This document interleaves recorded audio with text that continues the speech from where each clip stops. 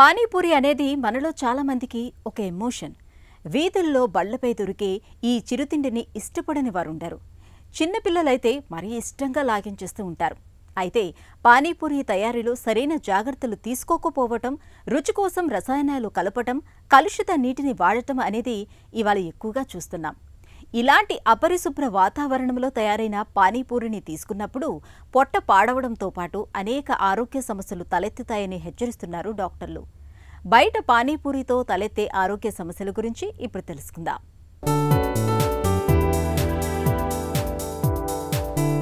పానీపూరి, గోల్గప్ప, గప్చుప్ చిన్నా పెద్ద అందరూ మెచ్చే స్ట్రీట్ ఫుడ్.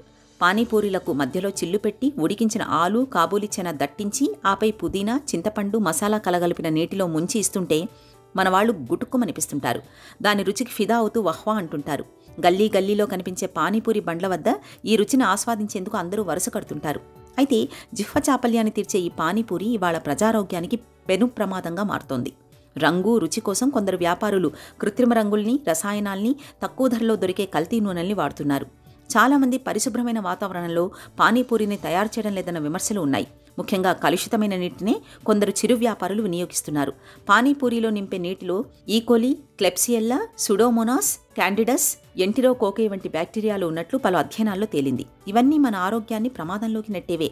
తరచూ పానీపూరి లాగించే వారిలో గ్యాస్ట్రిక్ ట్రబుల్, ఎసిడిటీ, అల్సర్ వంటి జబ్బులు చిన్నా పెద్ద అనే తేడా లేకుండా వస్తున్నట్లు డాక్టర్లు చెప్తున్నారు. సాధారణంగా చిరు వ్యాపారులు ఎక్కడా చేతులకు గ్లౌజులు తొడుక్కోరు. ఒక చేత్తో పొయ్యిపై ఆలు, శనగలను ఉడకబెడుతూనే అదే చేత్తో ఉప్పు, కారం, మసాలాలు చల్లుతూ పక్కనుండే ఓ నీటి గిన్నెలో చేతులు కడుగుతుంటారు. ఆపై అదే చేత్తో పానీపూరీలను మసాలా నీటిలో ముంచి అందిస్తుంటారు. దీంతో టైఫాయిడ్ వంటివి ప్రబలే ప్రమాదం ఉంటుందని గుర్తుంచుకోవాలి. అపరిశుభ్ర వాతావరణంలో తయారైన ఆహార పదార్థాలు, పరిసరాల వల్ల క్షయవ్యాధి వచ్చే ప్రమాదమూ ఉంది.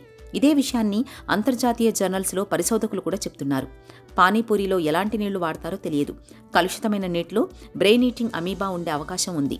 ఇటీవల కేరళలో ఇలాంటి కేసులు నమోదయ్యాయి. దీంతో మెనింజైటిస్ అనే వ్యాధి వచ్చే ప్రమాదం ఉంది. ఎక్కువగా చిన్నపిల్లల్లో వస్తుంది.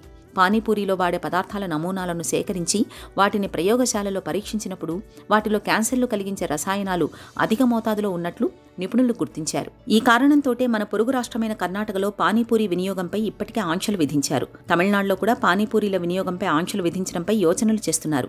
ఈ నేపథ్యంలో పానీపూరిని బయట తినడం కన్నా ఇంట్లో పరిశుభ్రంగా చేసుకుని తినడం మన ఆరోగ్యానికి అన్ని విధాలా మేలు.